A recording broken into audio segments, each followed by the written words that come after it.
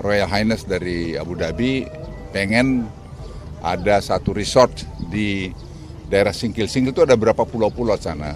Pengakuan Luhut Panjaitan, investor Uni Emirat Arab hingga sengketa sumut dengan Aceh soal 4 pulau.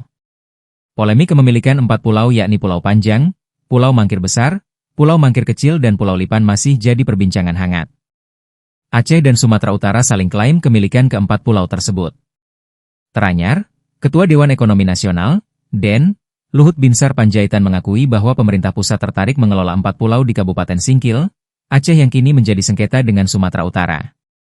Namun Luhut menampik bahwa investasi yang dimaksud ialah soal kandungan minyak dan gas, migas, bumi. Ya kalau Singkil itu kan saya udah pergi sana ya.